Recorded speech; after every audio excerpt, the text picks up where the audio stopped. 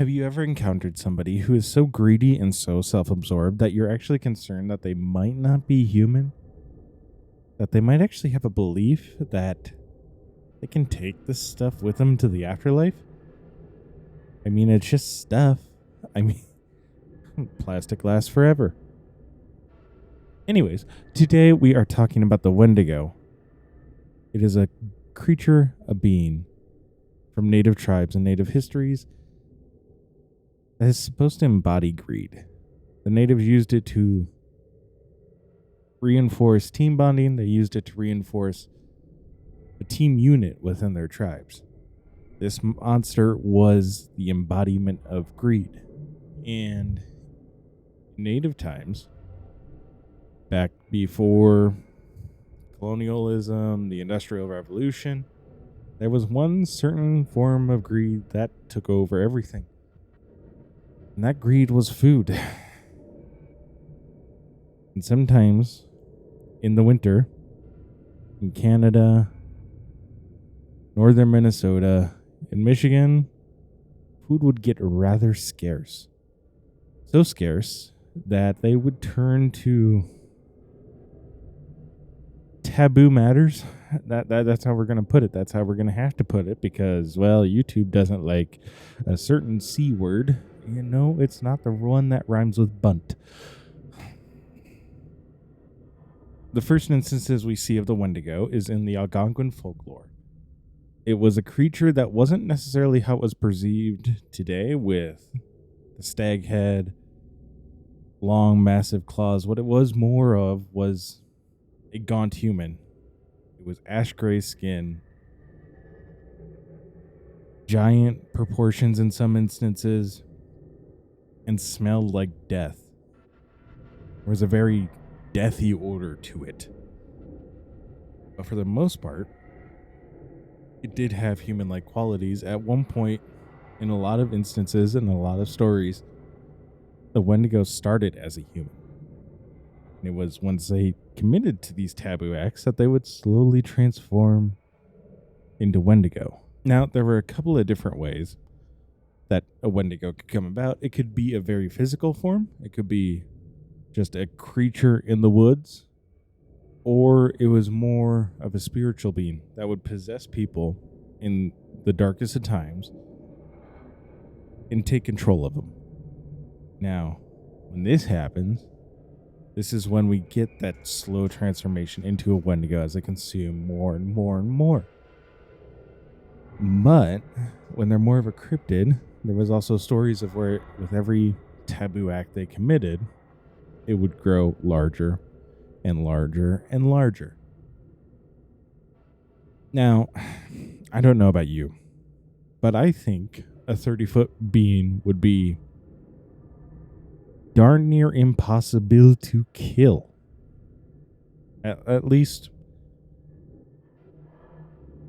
it would have been in the 1400s. There are definitely ways that we could kill a 30-foot being today. There is one way that the Wendigo would illustrate this greed, and it was that once you became a Wendigo, you had an insatiable hunger. You were constantly hungry. It was meant to show growing, needing more, needing more, needing more, needing more. And that isn't the best case scenario. And a lot of times in the middle of winter or coming off of a famine year and you have about 30 to 40 mouths to feed within a tribe and you're sitting there going, we have 2 baskets of corn left. Yeah, that's not always the best case scenario. And that's one reason why they needed to have a cryptid such as the Wendigo to help reinforce mental mindsets of we cannot resort to this taboo act. We can't. If we do, we're lost. All is lost. All hope is lost. But the thing was, with this greed, it was also, though it seemed impossible, especially once the Wendigo grew, it was possible to defeat the Wendigo. So they also illustrated that once you started committing these taboo acts, it was actually relatively easy to kill you because of the greed you emanate. I'm going to read one story real quick of kind of how they illustrated it through stories. One time long ago, a big Wendigo stole an Indian boy, but the boy was too thin, so the Wendigo didn't eat him up right away. But he traveled with the Indian boy, waiting for him to be fat. The Wendigo had a knife and he cut the boy on the hand to see if he was fat enough to eat, but the boy didn't get fat. They traveled too much. One day, they came to an Indian village, and the Wendigo sent the boy to the Indian village to get some things for him to eat. He just gave the boy so much time to go there and back. The boy told the Indians that the Wendigo was near them, and showed them his hand where the Wendigo had cut him to see if he was fat enough to eat. They heard the Wendigo calling the boy. He said to the boy, "Hurry up, don't tell lies to those Indians." All of these Indians went to where the Wendigo was and cut off his legs. They went back again to see if he was dead. He wasn't dead. He was eating the juice, marrow, from the inside of his bones of his legs that were cut off. The Indians asked the Wendigo if there was any fat on them. He said, "You bet there is. I've eaten lots of Indians. No wonder they are fat." The Indians then killed him and cut him into pieces. This was the end of the giant Wendigo. I feel something so fitting in that something that is perceived as demonic is so easy to be defeated in their culture.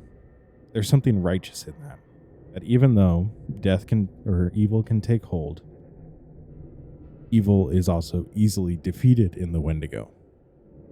Now, there did come a point in time Christopher Columbus crossed the ocean blue. We've all heard it in school a million times. And colonialism started to get involved. And with that was a more founded, I shouldn't say founded. It was more of a structured lifestyle around jobs, work, and in a lot of ways, more individualism between families. It wasn't structured around a total tribe working together, but it was more of, okay, you do this, so you get this. You do this, so you get that. And it kind of introduced the early ideas of capitalism to it. With this, we start to see more traditional medicine work its way in. We start to have more anthropologists, psychologists working into the fold and starting to study these stories of these natives and various different things they talk about. Now, a lot of the early anthropologists, try to make sense of the Wendigo by saying, just putting together the pieces of the stories and linking it more to psychosis more than anything. That this was something that was orally told, and because it was orally told, it was actually not so much as a cryptid. It was what people perceived would happen to them once they committed a taboo act. Like, part of the reason they would commit this taboo act was because this creature existed, and in their minds they had a mental thought, well, if I do this, I'll turn into this, and then yeah, you get where that can kind of go wrong. Another thing I want to point out is this was 19th and 20th century psychology. What do I mean by that? Well, there was a time period where for a lot of issues, a lot of mental health issues, a lobotomy was the way to fix it. Or having people ride the third rail.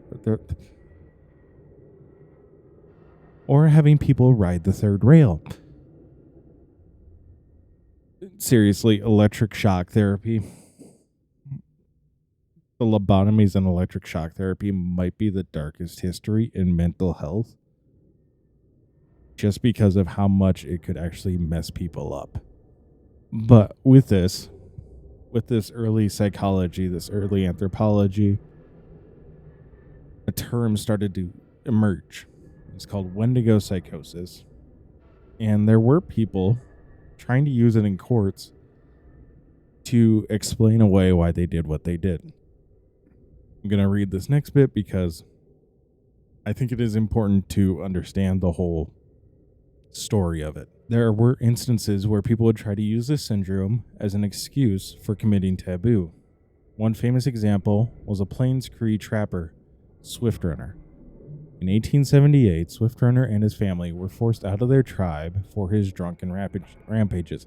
Now, real quick, Swift Runner was a drunk. Like, in history and in the story, they do try to make Swift Runner out to be a bad guy, but in a lot of ways, that's what Swift Runner was. Is he was the tribe drunk. He was going around beating his wife, berating people. That was Swift Runner. Swift Runner and his family were forced out of their tribe for his drunken rampages. He would spend the following winter in a hunting camp with his family. During that time, he claims his children died from starvation and his wife from forever sleep. There's no way that I can say that. I think we all know what I'm talking about when I say forever sleep, so I don't think I need to explain further. When Swift Runner returned to civilization in the spring with this story, there was concern as he had returned alone and was surprisingly well fed. When you starve, your body will start to break down your fat, but your body also starts to break down your muscles. So when you have somebody who is in extreme starvation, they will, no matter what, start to become very, very thin. They will also become very, very weak because their muscles are being broken down in order to have energy. If you watch Survivor, if you're an avid Survivor watcher, you will see this in Survivor as they will have contestants come in. They will be plus size. And then by the time they leave, they have excess skin on their body. They're down 70 to 80 pounds. Honestly, stick me on Survivor, I lose 100 pounds. Like, that's all I'm saying. I will win Survivor and lose 200 pounds. That's all I'm saying. That's all I'm saying. Survivor might be better for fat people than Biggest Loser. All I'm saying. But authorities would go on to investigate the camp and discover the grisly truth of Swift Runner consuming his family. They arrested Swift Runner and determined that he had Wendigo psychosis, as he was only 25 miles away. So that can take a while to walk, but 25 miles can take a while to walk. We need to consider that this was 1878. It can take a while to walk, but it's not impossible. If you need supplies, you're going to do that trip. But he was only 25 miles away from Hudson Bay Post, where he could have received supplies for his family and food. And because he was suffering from Wendigo psychosis, the only way to cure people, they executed Swift Runner at Fort Saskatchewan. I'm really happy that only took me 2 takes. Anyways, now during the 80s, this did start to face a lot of scrutiny among other psychologists, anthropologists, because they believe that early anthropologists were just taking it at face value. They didn't think they were actually researching it. They weren't really going into these stories way too much. They didn't think they were actually properly doing their due diligence with it. But there still were other ones that said, no, this was all first-hand accounts, second-hand accounts. It didn't go much further than that. But as the colonies and natives started to mix more and more, I know of that significant event. But as cultures started to blend again, the psychosis just kind of disappeared as it became irrelevant. All right, now let's move on to a Wendigo that we're probably more familiar with. That stag head I was talking about earlier. Something that really was more in pop culture. So the first story of the Wendigo that really got started moving out throughout the colonies, through settled America, was aptly in a novella titled The Wendigo. It was written by Algernon Blackwood. He was known for his dark stories, his ghost stories. From what I read about him, he had a lot of them. The Wendigo was one of his better, I would say, better selling stories at the time. A lot of his ghost stories, it was just him trying to send it off to newspapers, trying to get the word out that way. This man was so dedicated to telling stories about ghosts. I kid you not. But this piece was where you kind of started to see a shift in the Wendigo. Obviously, as an author, you're going to want to make it seem a little bit more scary than it might actually be. The natives one was kind of meant to be able to be destroyed. It was meant to signify how greed kind of grew.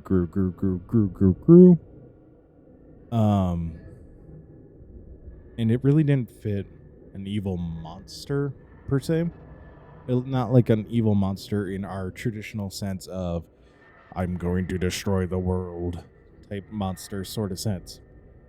It was just kind of more of a myth, something to be wary of, something that could be out there in the night, especially in the cold of winter. But this writing would go on to inspire another author by the name of Uskus Defer, and he wrote The Thing That Walked in the Wind and Ithaqua. What's the importance of these? Well, they also talked about the Wendigo, and they also did well enough that they would go on to inspire a certain mildly known author by the name of Stephen King. Stephen King. Where did I leave off? Oh yes, Stephen King. Now, Stephen King is a very well-known author. You might have heard of some of his books. It. Insert other title here because I'm suddenly blanking on other titles other than It and Pet Sematary. But Stephen King has written a large number of very successful books and very successful horror stories. He's actually somebody that I kind of look up to in a lot of ways as an author, hoping to one day reach that level of success where a book drops and people go, oh, it's another banger. Now, obviously, I'm not there yet. That's why we're still doing this whole shtick. But it doesn't mean one day we can't get there. My mother would say, I have a face of an author, not a TV personality. I think we can all agree on that. But Stephen King did write one very important book to the Wendigo. And that was a book by the title of Pet Sematary. Now, what was special about Pet Sematary? It had a very different version of the Wendigo compared to the native version. This is where we really see the stag horns, the muscular tone, the claws, the hooves, the human-like shape, but with a certain demonic feeling to it. This was the first version where we get that if you ask an artist to draw a Wendigo, this is what they're going to draw. This is kind of that beginning part, that beginning feeling. Now, this book has been adapted a couple of times into different movies, and it just keeps getting creepier. This version of the Wendigo is particularly evil. Like, it has that look. It has the evil look to it. It isn't something that resembles a human. It is something removed from a human. Something that preys on humans. And that's really kind of that just kind of extra demonic feeling to it. And ever since then, there have been a lot of other people that have picked up on the Wendigo and inserted it more as this demonic being. Heck, I've done it. I have a piece that's out there that has the stag version as more of a demon, more of somebody that possesses, and then the native version as more of a human possessed by this demon. And to me, that's just honestly what makes the most sense. If you want to, in any sort of way, blend pop culture with native history, that's kind of how you have to go about it. Is you have to go, okay, well, here's this being that does have a very demonic look to it. Well, they talk about how it could possess people. Maybe this is the being that possesses people. That's how I kind of look at it. That's how I kind of interpret the pop culture, combining it with the native. Now, I will say, there was a part of me that initially, when I started doing this video, was upset with the bastardization of this cryptid by pop culture. I didn't initially like the idea of Wendigo psychosis, I'm going to be totally honest, and then I went, is that my saviorism coming through? But there's a lot of ways where the pop culture reference actually can be a good thing. Why? Because it makes it interesting.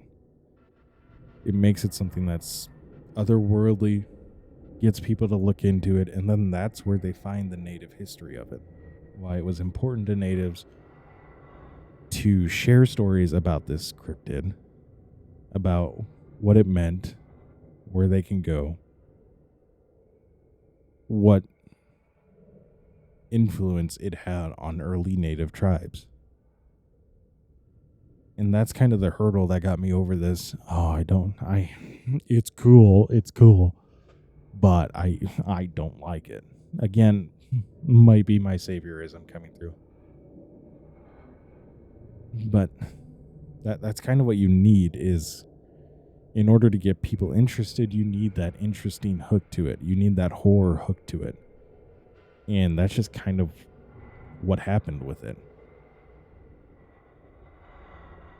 And then that's how we can kind of learn the importance of it, how greed can be a very destructive thing, how natives dealt with greed, and what they did to prevent greed within their tribes, how they tried to build this teamwork environment. And that's kind of the cool thing, is as people get interested in the Wendigo and they look it up and they go and look for references, with this, that, whatever you have it. That's kind of the cool part.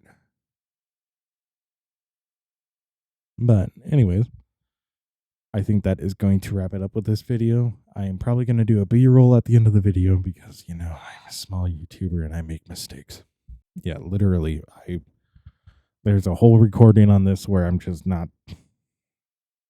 not recording my audio. It's still very janky. As far as it comes to Apex content, address it initially. It's done. Follow this channel for Apex content. Please leave. If you like this type of content, but you followed me for Apex content, please stay. If you enjoyed the video, please subscribe. It helps out tremendously. This is going to be kind of the direction that we're going. More cryptids. I'm going to probably delve a little bit into medieval history. There's a couple of characters that have just always stuck out in my mind that I kind of want to do more research into. Right now, the next video is kind of slated for the skunk ape, but that could change. Also, my environment is going to change here in the near future. Might be one more video out of this environment, might not be. I don't know. I'm going to try to do one video every 2 weeks. That's just kind of how it is.